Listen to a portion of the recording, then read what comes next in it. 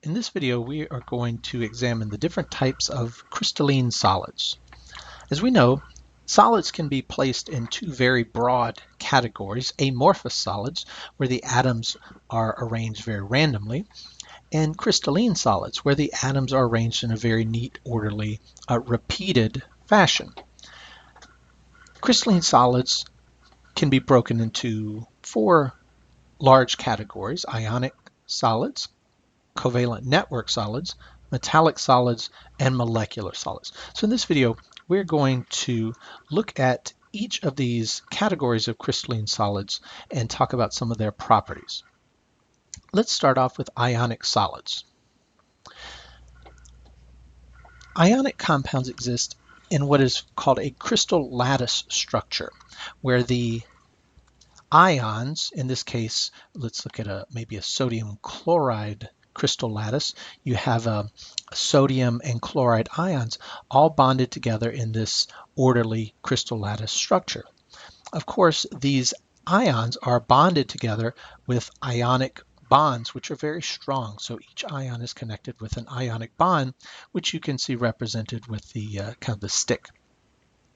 The smallest repeatable unit of this crystal lattice is what is called the unit cell. So here you can see this is what would be a unit cell for sodium chloride, and if you place a bunch of these together, you would form the crystal lattice. So here you can see it in a slightly different way. Here we are showing you the chloride and the sodium atoms, each of those bonded together, and the smallest unit of that would be the unit cell. Now, the type of unit cell, there are many different types of unit cells, and that varies depending on the ions involved and their charges. So we'll look at that a little later. Some of the properties of ionic solids: because all of the ions are held together by very strong ionic bonds, it takes a lot of energy to separate those. So you have to have the temperature very high. So ionic solids tend to have very high melting points because of the strong ionic bonds holding them together.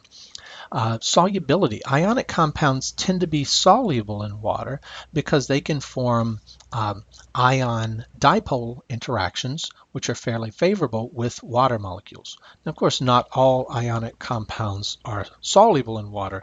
This is a very general statement. But in general, ionic compounds tend to be fairly soluble in water.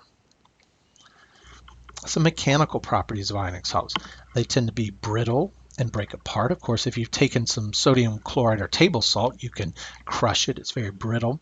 And if you strike it with a hammer, as shown here, you'll get generally a smooth cleavage point between the ions. So you can see that represented here. And conductivity. Ionic solids tend not to conduct electricity because the ions are very tightly packed and they cannot move, so they don't conduct the electrons. They do, however, tend to conduct electricity when they are dissolved in water, because there the ions are able to move and disperse throughout the water and carry the current through the water. Let's look at our second class of crystalline solids: covalent network solids. In covalent network solids, the atoms, which tend to be non-metal or metalloids, they're all linked together by covalent bonds into a giant three-dimensional array. Of course, ionic compounds we saw were held together by ionic bonds. Covalent network, all of the atoms are bonded together with very strong covalent bonds, which are shared pairs of electrons. You can see some examples here on the left side of the screen: boron, nitride, diamond, graphite. Those are two very good examples: quartz, silicon carbide. And here you can see, for example, diamond. All of the carbon atoms are bonded together in these giant three-dimensional arrays, and everything is linked together with covalent bonds. Graphite is similar, however they tend to be arranged slightly different in these sheets. You can see silica, which is silicon oxide, represented here. If we look at quartz, which is a form of silicon dioxide, you can see that you have silicon atoms covalently bonded to oxygen atoms, and then those oxygen atoms are covalently bonded to neighboring silicon atoms. So all the atoms are bonded with these strong covalent bonds. You can see the unit cell here in the dashed lines. And so again, all of these unit cells combine together to make these very large crystal lattice structures. So again, I just want to stress that all the atoms are bonded together with covalent bonds, which are very strong. Let's look at diamond and graphite. We mentioned those earlier. Diamond and graphite are both composed of pure carbon atoms. However, the bonding is slightly different. In diamond, each of these little spheres here would be a carbon atom, and the stick is a covalent bond to another one. You can see that each carbon atom, let's look at this one right here. This carbon atom is bonded to 1, 2, 3, 4 other carbon atoms. So we would say that carbon is sp3 hybridized and has tetrahedral geometry. So because it's bonded in this tetrahedral shape, it has a very strong structure, and that's what gives diamonds its properties. Graphite, again, is pure carbon, but the bonding of the graphite, the carbons in graphite are slightly different. Here you can see, let's look at this carbon here. This carbon is bonded to 1, 2, 3 other carbons. So this carbon would be sp2 hybridized, and so its bonding of these carbons is different than the bonding in diamonds. So graphite and diamonds, again, have very different properties. Graphite tends to form these sheets, which are bonded together. But again, the bonding of the carbon atoms is very different, and so we call those allotropes. Compounds that are composed of the same types of atoms, but their bonding is different, so they have very different chemical properties. There are actually a lot of different allotropes of carbon. You can see here A, this represents diamond, and here in B, that represents graphite, but there are lots of others. There's actually 8 allotropes of carbon. Only diamond and graphite are considered covalent network solids, but there are several others. We have C60, C540, we have nanotubes, perhaps you've heard of those. We also have amorphous carbon. So all of these are pure carbon, but the bonding is different, which gives them different shapes and structures and therefore physical and chemical properties.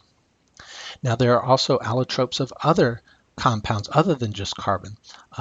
Silicon dioxide, if it's bonded in a certain way, it forms quartz. We looked at that. If it's bonded other ways, it forms sand in quartz glass.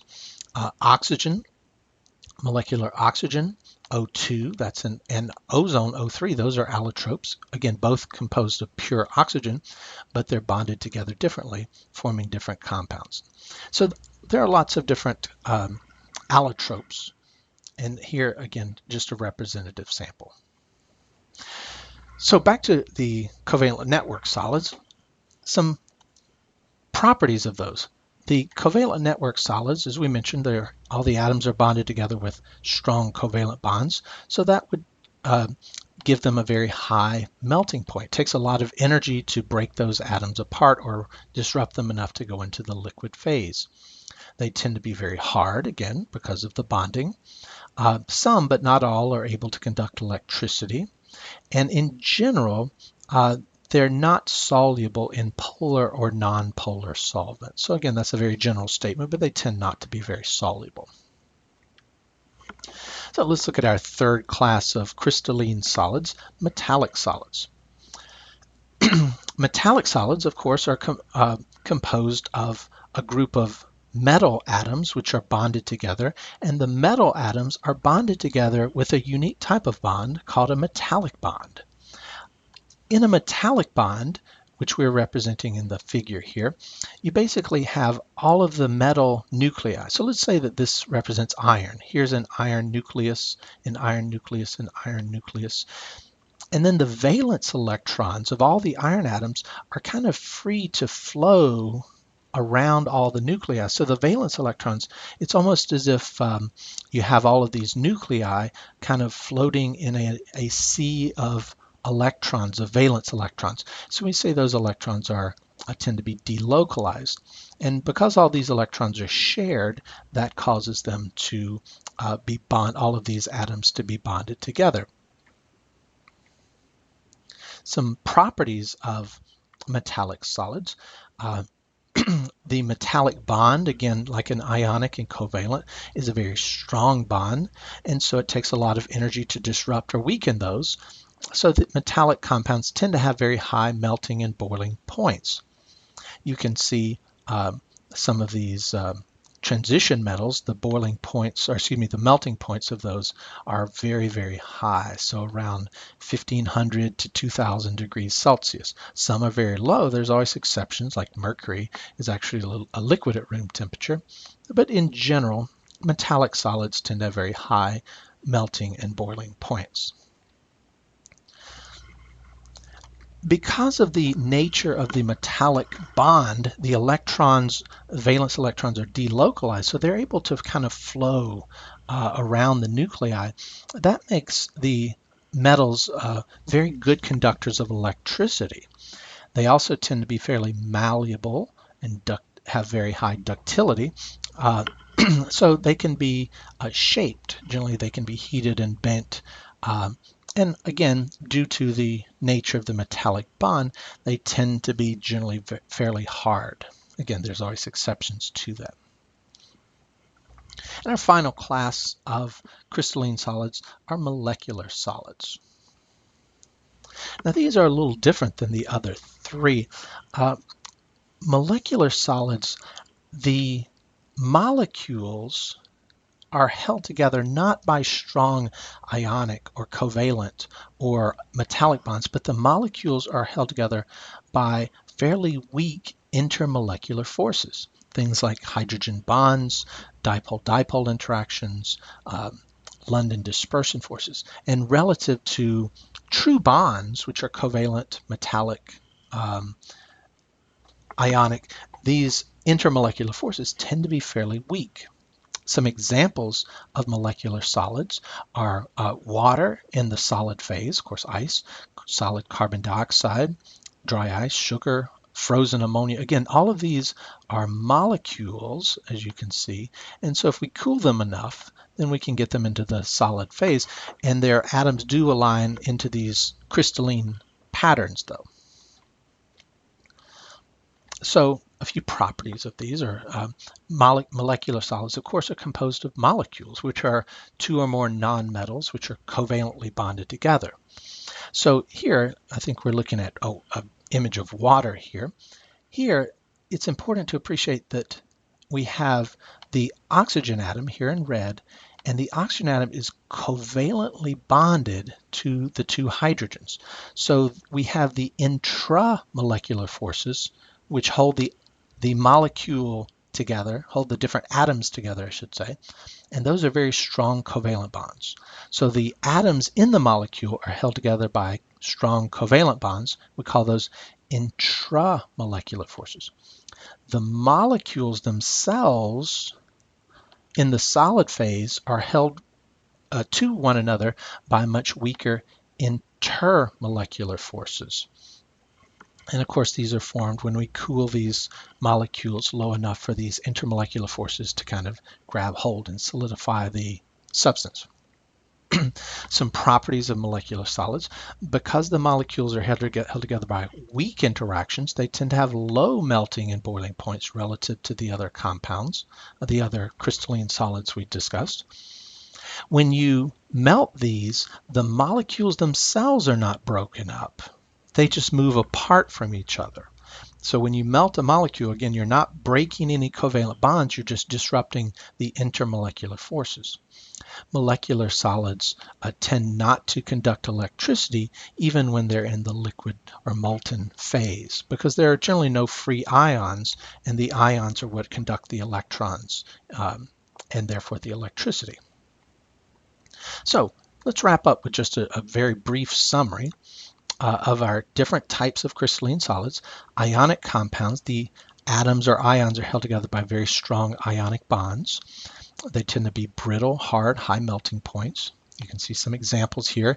With an ionic compound, you want to look for a metal and then one or more nonmetals. So typically in ionic compound, we have a metal cation and one or more nonmetal anions. Molecular solids, we just discussed those. The atoms are held together by covalent bonds, but the molecules are held together by weak intermolecular forces, London dispersion, dipole-dipole, or hydrogen bonds. They tend to be soft, low melting, and not conduct electricity. You can see here some examples. You notice that all of these are composed of nonmetals, and so that's a hallmark of molecular compounds. Covalent network compounds, all the atoms are held together by covalent bonds. They tend to be very hard, high melting points. We showed you some examples, graphite, diamond, silicon dioxide, such as quartz. And metallic compounds, metallic solids. The atoms, the metal atoms are held together by metallic bonds, and we discussed those. They tend to be hard, but there's a lot of variation in that. They have high melting points, and they're good conductors of electricity. And metals, of course, are things like sodium, zinc, copper, iron, platinum, gold, silver, all of those. So be familiar with these, and you want to be sure that you can recognize the type of compound, and therefore the type of solid, if you're given the molecular formula, the chemical formula. So be sure that you're familiar with these types of crystalline solids and their general properties.